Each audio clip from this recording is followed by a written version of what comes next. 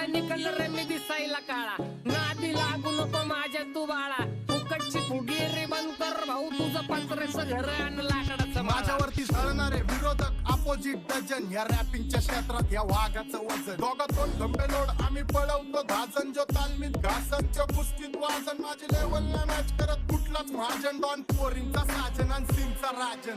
आलीच कुटुला कशाला बाया तू खातीच एवढा भाव, आलीच कुटुला कशाला बाया तू खातीच एवढा भाव.